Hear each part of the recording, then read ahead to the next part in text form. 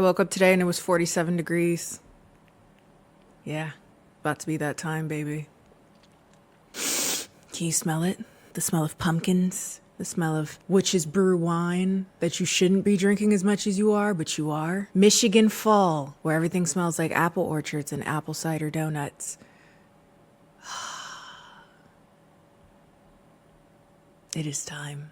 As a semi-related side note, I used to wear brown lipstick like this all the time. I'm gonna start doing it again. This is sexy. I'm sultry. Ooh, office siren. I feel like people are gonna ask what my lipstick is, so let me just do it now before I drive you guys insane. Makeup Forever Artist Color Pencil Extreme in whatever walnut and limitless brown. And then on top of that, we have Lawless Forget the Filler Lip Plumping Line Smoothing Gloss and Maple Sugar. You are welcome. Hi. I'm sorry, my ADHD is getting me today. I'm Kendall, by the way. If you're new around here, welcome. Not new around here, what is up, home skill biscuit? It's been a while since I've had a movie reach my attention that so many people have wanted me to watch because they have very severely negative opinions of it. And usually when people talk about how bad a movie is, I go in both excited, but also curious if it's really as bad as people are talking about. Does it really scratch that itch that is like, I want to watch trash? Which rests within me. And so I had seen some clips going around of The Deliverance, the newest film by Lee Daniels. If I'm not mistaken, this is his first foray into horror as a genre, but you may know him better from his like dramas. Think Precious, think Empire. And in this movie, The Deliverance, it is supposed to take some artistic licenses with the alleged haunting of a woman named Latoya Ammons.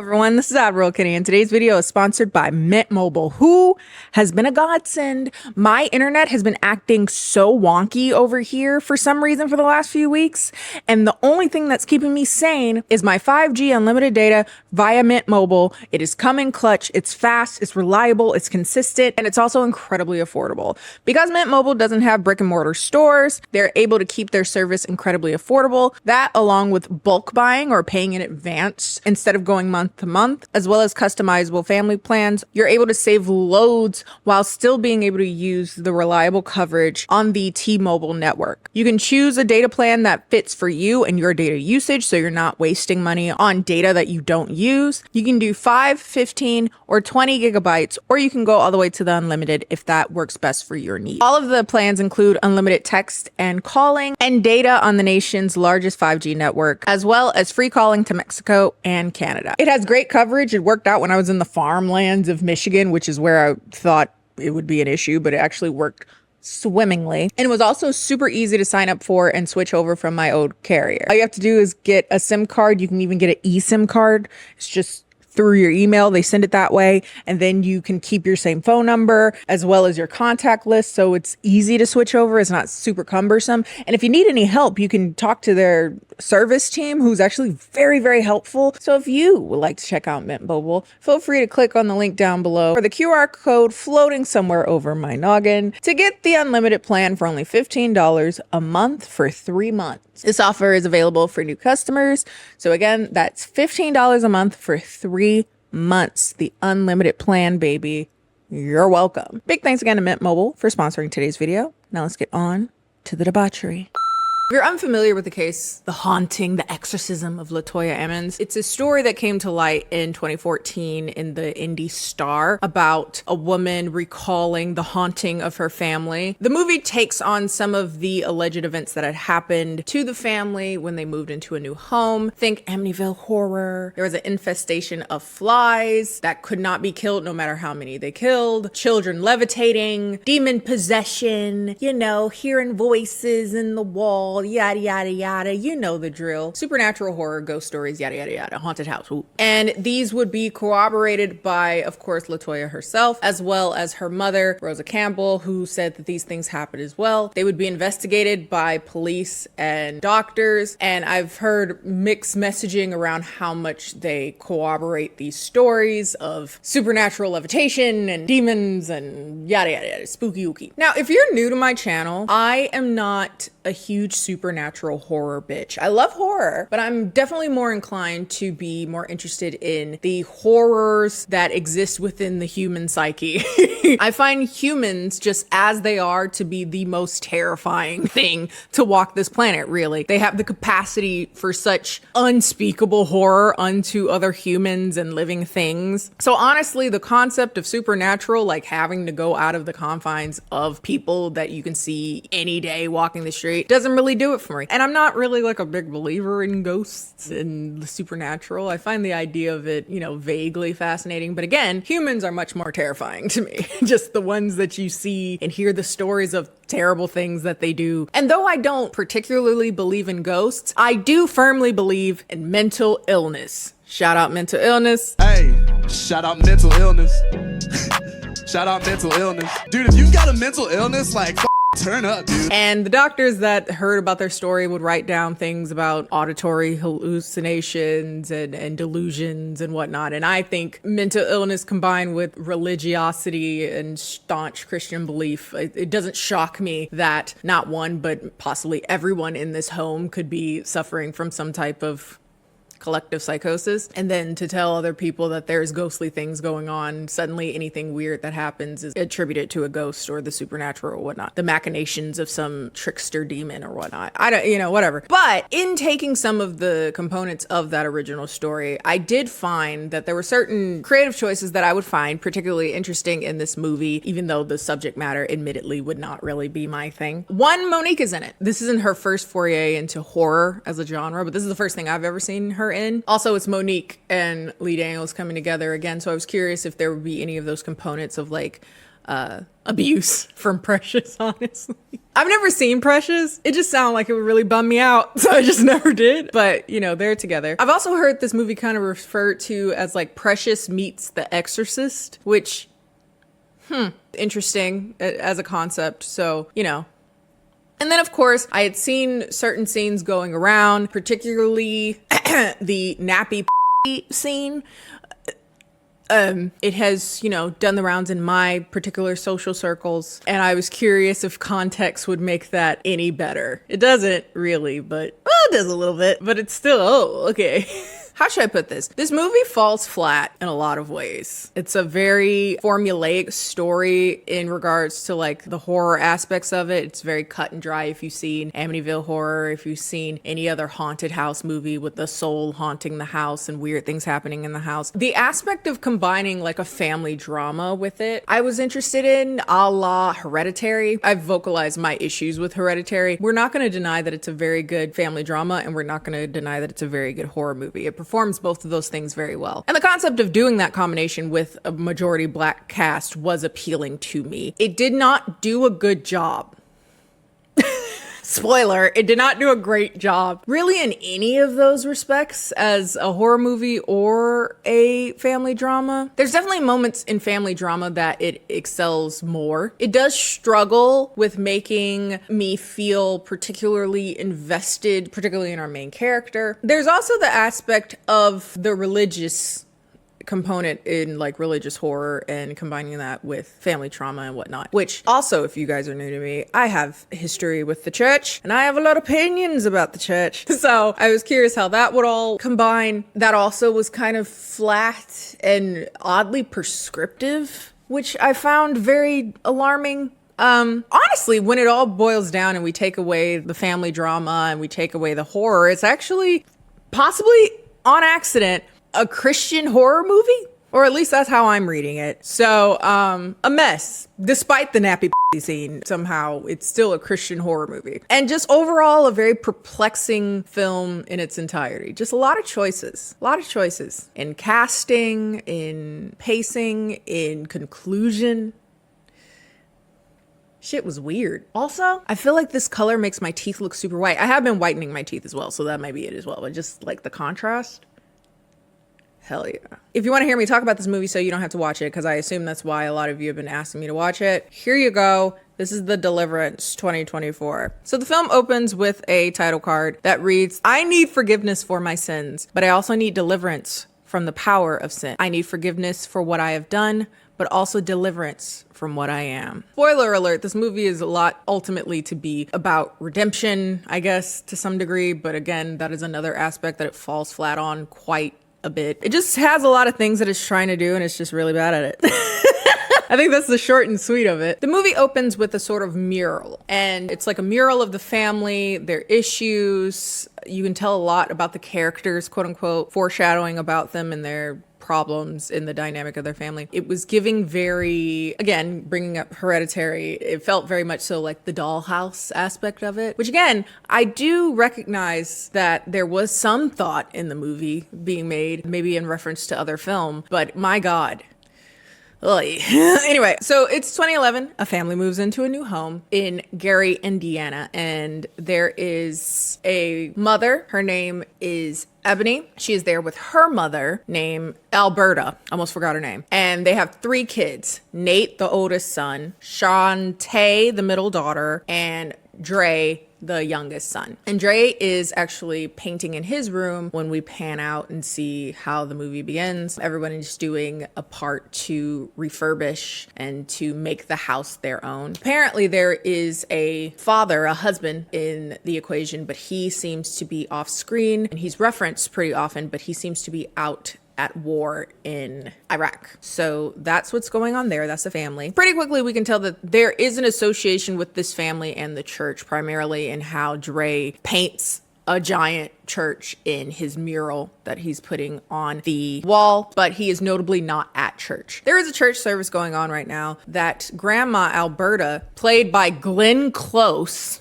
This particular aspect of hiring Glenn Close to play the mother of our main character has been quite the topic on my timeline, at least on Twitter. Essentially adding a white woman who will have a notable black scent and perform what would be considered traditionally African American roles is quite the topic. And in response to kind of the side-eyeing people have in creating a character like this, especially when she does not exist in the real story. Latoya's mother is also a part of that whole thing, but she is a black woman, and her relationship to the black church is notable for perhaps how they understand the events that happen in the house. But we've brought in a white woman to fill that role, and to some people's estimation, to be a caricature of a black woman. And in response to that, Lee Daniels said something along the lines of, I wanted to add a white mom to really bring in certain aspects of the issues that can arise within a biracial child with a white mother. And quote, white women like Alberta exist in our communities, which they do, but are the fabric of our communities. I'm gonna hope that was just a misspeak. I'm gonna hope that he just used a bad word choice for that. Because what? The white women are the fabric of the black community. Girl, eat a dick. With that said, Glenn Close as an actress in this role, she does fine, I guess. Again, it's befuddling and perplexing some of the choices that were chosen for her as a character, but okay. But Alberta is a big part of the church, is what I'm getting at. The black church, notably. But a big part of the church. She's watching a sermon on Palm Sunday, resurrection, the coming alive, the rebirth, whatnot. And Alberta is really disappointed that Ebony didn't make it so that Dre, the youngest son, had to go to church. She was like, you really should have made him go to church. They end up having dinner. And this is where we learned a lot about Alberta and Ebony's relationship, because Alberta is incredibly critical of Ebony. And it would seem as though that is the dynamic that Ebony has been forced to live in with her mother. It would seem that Alberta had recently moved into the home with them because she's actually sick. We find out later she has cancer. And also she's been mandated to be there while Ebony takes care of their kids alone. Why? Because Ebony is abusive. She is visibly abusive. We see her hit her kid in the mouth until he bled. And when Grandma Alberta is upset about that, she's like, it hasn't happened in a long time. Don't start with me. So she has a history of being abusive to such an extent that there needed to be someone to supervise her around her own kids if she's going to have them. But it's just wild to say, like, it hasn't happened in a few weeks, man. As if you have, like, a monthly quota of how many times you can abuse your kids per month. I get 4 a month, bitch, once a week. You tell me I can't ain't abused my kids. I didn't do one last week, bitch. It rolls over like minutes in the early 2000s. Anyway, Ebony is under a lot of pressure, not to negate her abuse or to excuse it, but we will find that she has a lot going on. She doesn't have much money. Her mother is sick. Her husband is out of the country and presumably is in the process of trying to divorce her. We will find that social work comes around regularly to observe how she's treating her children. She also has a problem with alcohol and a lot of things to fix up in this house because, as we'll soon find, she has quite the fly infestation in the basement. That, on top of the stress of her children behaving in ways that are a reaction to abuse, such as just being traumatized. Shit. She doesn't have great relationships with her kids, as you can imagine. Though she tries to be a supportive and a safety figure in some ways, but obviously greatly fails in others. For instance, the oldest brother, Nate, gets bullied by a kid on the corner on his walk to school. Ebony sees him bleeding, and so she takes that upon herself to go up to said teenager and kick him in the balls. Don't f with my kid. Only I can abuse my kid, bitch, not you. Like I said, she's a barely functioning alcoholic, of which her family is aware. Nate tries to hide her alcohol. They're all very cognizant of her and her addictions and her less than consistent nature in their lives, I guess is what I should say. And during all of these kind of outbursts that Ebony has, Alberta is there to kind of look down upon her, scoff at her behavior, and chastise her, saying that you cannot behave this way. You're not being a good representation to your kids, which Ebony kind of takes as a slap in the face because it would seem that in the past, Alberta was just as abusive, if not more so, during her upbringing. But she had found the church, presumably since her cancer diagnosis, and has given her life to Christ, and therefore she's washed and clean, and nothing she ever did matters anymore because she's been reborn and renewed, and therefore can speak down on Ebony for her current actions as an abuser, even though Alberta was abusive to Ebony growing up, you know? Again, not to excuse Ebony's abuse, but to more so say that, you know, cycles exist and have to be acknowledged for them to be broken, and it would seem they're just too busy going back and forth about who was wrong when they both are. Just in different ways. As a fixation, as a pillar of the Black community as she is, Alberta does her job. She speaks in Black sense. She really likes Black men. Still ain't asked me out. What are you? Gay or something? She knows how to do a sew-in. She has an enviable wig collection of her own. She chews gum. Giving Negro down, honey.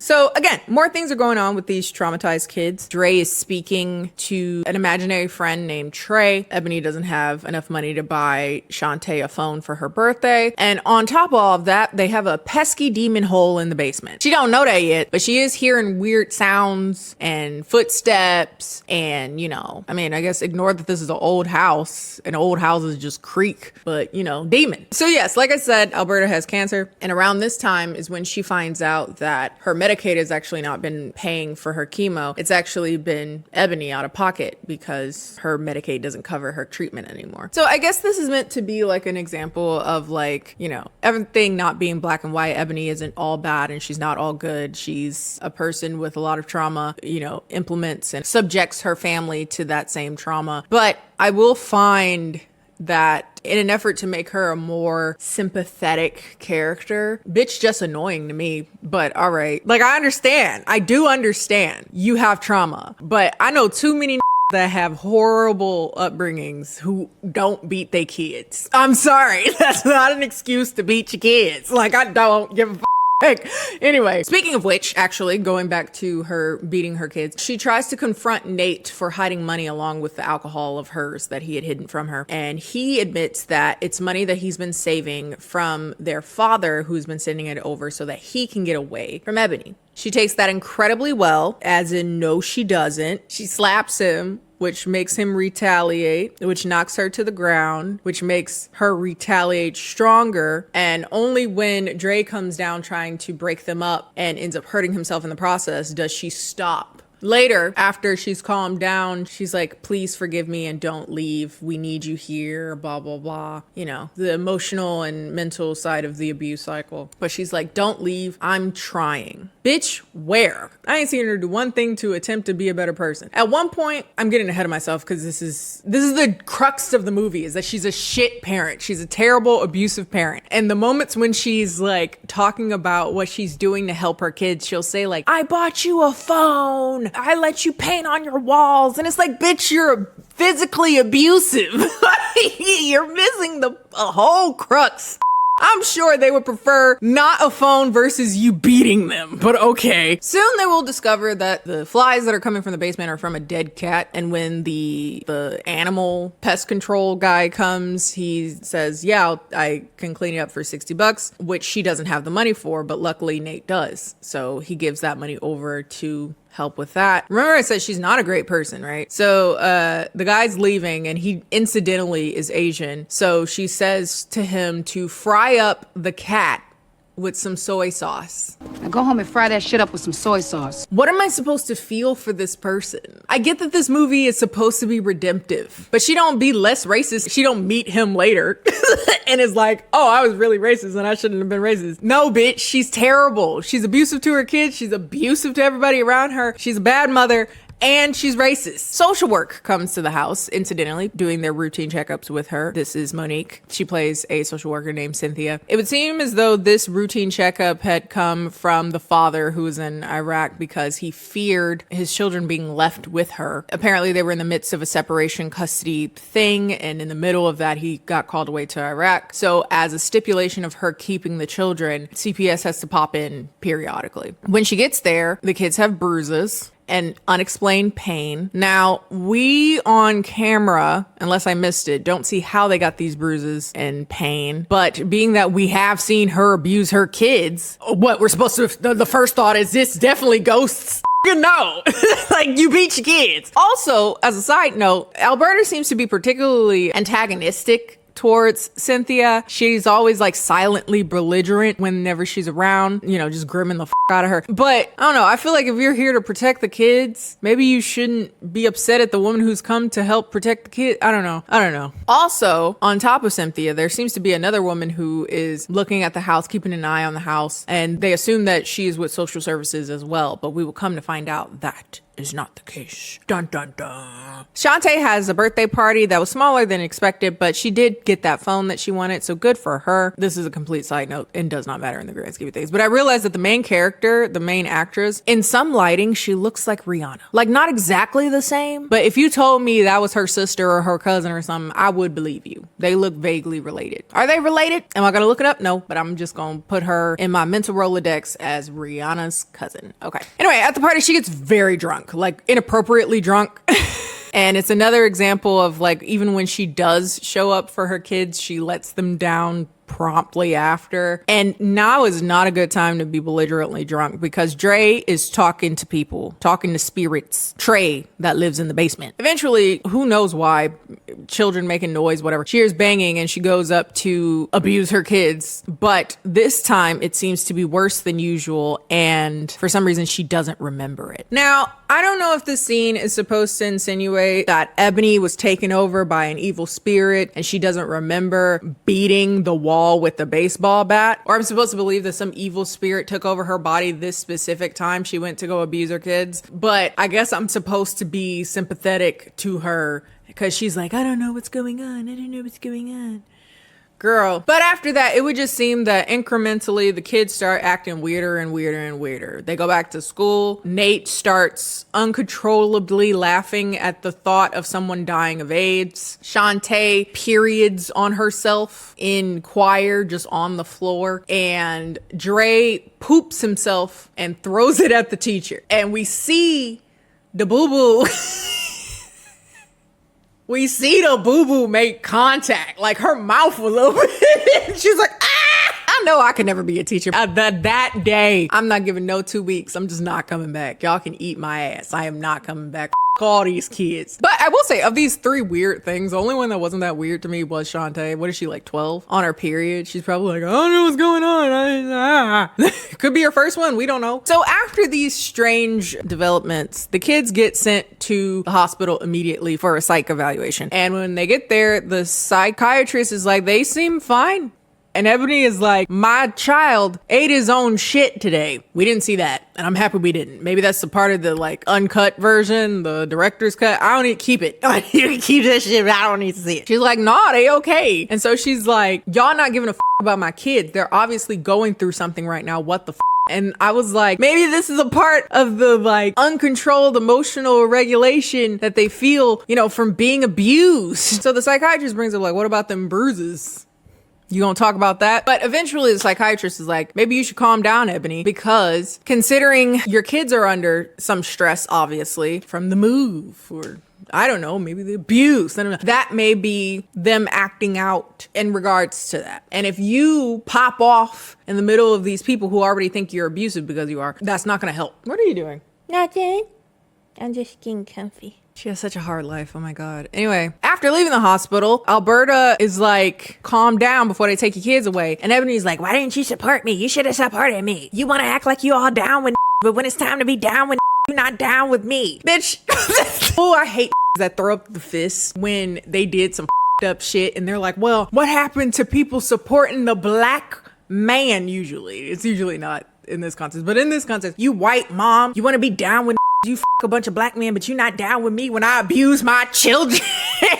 Like what? But it would seem that regardless of what the psychiatrist finds, there seems to be a lingering effect on the psyche of the children because Nate tries to drown Dre in a trance. He's just like, I'm gonna drown him. And they're able to stop him. And afterwards, Dre don't seem that concerned about it. Cynthia would come down to visit soon after this. And Ebony's like, something's going on with my kids. They're scaring me. Something's going on with this house. I'm hearing voices, you know, and this house is making them sick. Shout out mental illness. If you got a mental illness and you're medicated or not medicated, you know, I put my dick in a bag of Doritos and let this bitch suck the dust off the tip. Again, I don't know about ghosts, but I've seen schizophrenia. I've witnessed schizophrenia. I ain't seen no ghosts, but I've seen some psychosis. So I'm just saying, I come from a family with a lot of mental illness, baby. You calling Ghostbusters and I'm calling Abilify. There's a random side plot, like a side like monologue, so to speak, for Monique, where she talks about Cynthia lost a child when he was very young, and when she sees women like Ebony taking her children for granted, it really pisses her off. But it never comes up again. You don't have to worry about it. Down the stairs comes Alberta, no wig, and with a baseball bat, and she's like there to threaten Cynthia to get the out of the house. On the way out, Ebony is like, you trying to make it look like I beat my kids. I don't beat my kids. We've seen you beat your kids. Like, what do you mean? That's not true. You're not some innocent bystanders. You know, I only read up so much about the original story, but if this is how they're portraying you, Latoya, you not coming off sympathetic. I'm not gonna lie to you, bitch. I personally wouldn't have had this tied to me if I were you, but okay, turn up. Concerned about what's going on in the house, Alberta goes to her pastor and Black Jesus to say that she needs something done to the house, and they're like, we can't help you. We don't do nothing. We don't do that. Incidentally, there ends up being a woman who does do that and comes in contact with Ebony, and eventually she tells Ebony the story of the house and how it's had spooky spirits since 93 when another family lived in there, and the spirits of the house made the mother chop off her husband's head and kill one of her kids and then herself. Spooky. I don't know why the house would have anything to do with that. Does lead poisoning make you decapitate your husband? And it don't help. I'm so sorry. It don't help that during the scene, she looks... This is not funny. This is not funny. She's like, where's your head? And then she finds his head lifted up. Poor baby girl done see her holding the head. And I laughed. I shouldn't have. I'm sure I wasn't supposed to. But that was funny to me. And I'm sorry. Moving on. Let's act like I didn't laugh. Okay. It would seem that one of the children that died in this tragedy was named Trey. And if you recall, that's the name of the imaginary friend that Dre is talking to. And this lady is like, that ain't no imaginary friend. That's the devil himself.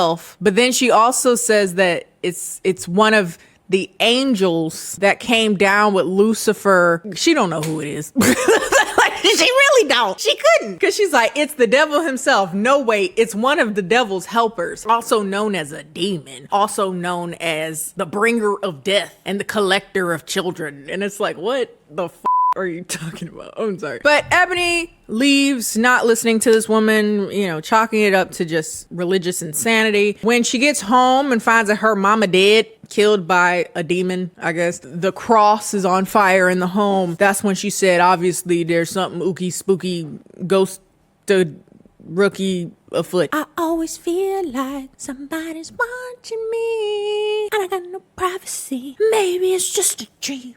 Oh. So Alberta dead, the police come, and Cynthia also comes because Shantae calls for her now that grandma is gone. And this is where Ebony takes the kids out of the house and she's like, y'all want me to go to jail? Like I didn't buy you a phone? And that part that I was talking about, I ain't buy you a phone. You know, I ain't paint your room for you. I ain't got the things that you like. I'm trying. Eventually, the demon takes over Dre's body, and in a demon voice, he's like, it's your fault your mama did, which also made me laugh. I'm sorry. This scares her to the extent that she almost crashes the car into a incoming semi-truck. She runs into a nearby restaurant and begs them to come outside because something is killing her kids. And when they come out there, the kids are fine. So like, baby, you might be a little not well. So her children are taken away and put into church foster care. And while they're there, Ebony is sent inpatient to a mental hospital.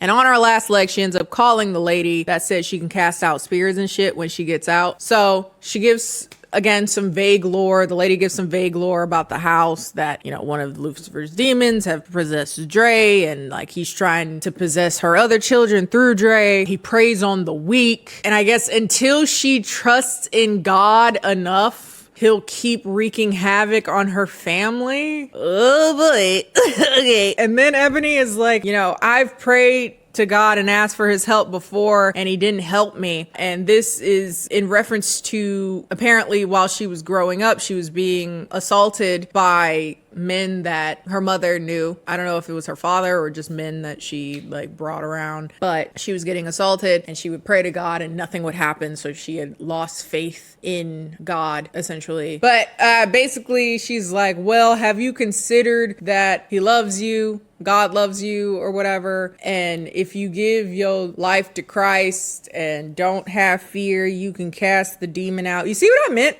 How it's slowly turning into just a straight up Christian movie. But yeah, because guess what? Her weapon against the demon is gonna be speaking in tongues. That's what's gonna happen. Spoiler. While she's having this like pep talk about what she needs to do, Dre is being possessed by the demon and he's foaming at the mouth. He's running up walls. The running up the wall thing was actually supposed to be a part of the real story too. And okay. Cynthia's also there seeing him run up the walls and she's like, something wrong with that boy. Yeah, I agree. So in an effort to save her family, Ebony buys scrubs off camera. They do not explain the plan to buy scrubs to go into the hospital and steal her child out. So I was very confused about what was happening, but she had apparently bought scrub, snuck in there to get her kids, and she takes Dre away from the hospital because apparently she's not supposed to be around her kids. I didn't know that when your kids go into foster care, that also puts them under a protection order. Is that how that works? Or is she just playing international super spy for the of it because it's a movie? I don't know. But she steals Dre out of the hospital. The other two are at foster care, and now they go with the Deliverance lady to do the exorcism, or the Deliverance, because she don't like to use the word exorcism because she don't need a priest. She got Jesus. Jesus works through her directly. She doesn't need like a person, a middleman in that. I guess they call it different. I don't know. So she ties him down, sprays them with holy water, and in an effort to mess with their minds, the boy becomes Alberta, demon Alberta, starts to beg for her life. And then we get the I can smell your nappy. I can smell your nappy pussy. You fucking half-breed whore. I should have flushed your ass down the toilet when you were just a blood clot. It's funny. I mean, it's very, I assume, in reference to The Exorcist, you know, like your mother sucks cocks in hell thing. But even the your mother sucks cocks in hell thing always made me laugh as well. I think apparently back then it used to like truly disturb people, but that shit has always been funny to me. So I laughed at this. This felt very like that. So inappropriate. I'ma quote it. in the least appropriate situations. I thought best part of the movie. Honestly, very funny. And while the deliverance is taking place, there's obvious effects that are happening to the other two children. They're randomly turning into crosses and throwing up spirits and all types of shit. Deliverance lady seemingly is not strong enough and she fears too much still. So the baby ends up choking her to death and pulls her by her puff, bitch, and beats her ass and chokes her to death. Anyway, she did. So all that's left is for Ebony to face off against the demon herself. And before the deliverance lady died, she was like, don't have any fear, blah, blah, blah, have no fear. And I get that's supposed to happen. But she seemed scared the whole time. I don't know if they remember they said that she was scared the whole goddamn time, especially because the demon ends up turning into like a demonic version of her, very, thinly veiled. She's literally fighting her own demons and she is her own demons. Blah, blah, blah, blah. So demon beats her ass for a while. Again, she looks scared, but the fight ends and the movie ultimately basically ends with her just praying to Jesus real hard. Like real hard, like Super Saiyan praise, breaking windows praise, praying in tongues so hard that it sent her to her knees, Lord.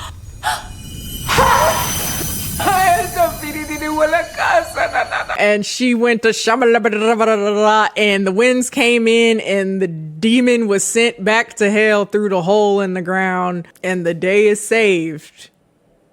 Honestly, the most offensive part of this to me, because it insinuates that the other times that she was like, in her mind, ignored by God while she was being persistently assaulted and God didn't show up. You shouldn't have been scared, bitch. You should have prayed harder, bitch. Maybe it would have stopped by then, but I don't know. Just seems like an oddly prescriptive thing to say, like, maybe if you believe in Jesus. But okay. The movie ends with Cynthia coming over to visit the home, and Ebony seems to be fixing to move out. She doesn't have her kids, but she's trying to move back to Philadelphia, hoping to regain custody of her kids. Apparently that's where she was from originally, so she's gonna go back there. And she has given her life to Christ, and that if it's in God's will, her children will be back with her. And then they do a time jump to 6 months later where she has her kids back and they're going back to Philadelphia to live with her estranged husband, who is now back in the States, I guess, and they're gonna try to work it out. Then they show us the picture of Latoya Ammons and the vague, like, this is inspired by a true story thing. And yeah, that's basically the movie. The more I talk about it, the more I find this movie just deeply offensive. Oh God, and really bad. Like, I felt like certain aspects of the family drama dynamic was something that could have been worked with. And again, like in a very hereditary way, these trials and tribulations of life and human behavior, dropping the ball is something that could be very much so tied into horror. Because again, humans are horrifying. And they do horrifying things sometimes. But my God, this movie sucks. Did you know all the problems in the world will be fixed if you just give your life to Christ? Ain't one person that's ever been Christian ever had a bad time. Ever.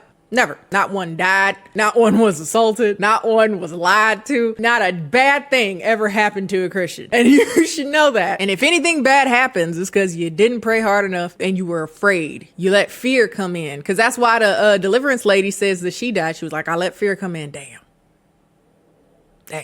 So it's your fault. Yeah, this movie sucks. I really, I feel like I've been watching a lot of really bad black movies recently, and I don't like that. I think there's like a disproportionate amount of black terrible movies that I've been talking about. One, in the comments, send me more like black movies that are very good, / other races of people who have made terrible movies. Because I feel like disproportionately, I've been talking a lot about, like, of course, in the loving way that I do talk about the things that come from my people. I want something to celebrate. Well, Precious won an Academy Award, didn't it? Because Monique won. Maybe I could watch that. Maybe that would help save something. But I also would prefer to not watch something that's just like black trauma porn. You know what I mean? Give me recommendations. I would appreciate that. And also like trash that comes from other people. Love it. Anyway, that's all for today, folks. If you like today's video, like it, follow me. Other things you think I should watch, let me know. I'm gonna go and play Astrobot. That's where I deserve and want to be. I was like one of those 12 people that played Astrobot, you know, when you first buy the PS5 and it's the free game that you get. And I played it all the way through and I was like, this is a banger. So when I found out they were making like an actual, like a big game, because that was my only like qualm with it, is that it was pretty short because it was like a free game you got with PS5, but it was a banger and they just made like a whole game. Bitch, that's all I'm gonna do today. So if you like the video, like it, blah, blah, blah, follow me, blah, blah, blah, all that stuff. I was also playing Wukong. You know, Wukong is fine. Black Myth Wukong. Honestly, I like Astrobot more, even though it's comparing apples and oranges. But if we're just talking about like games that have come out this year, love it. And it's adorable. And it scratches that nostalgia. Love it. Anyway, and I'll see you guys next time. Bye.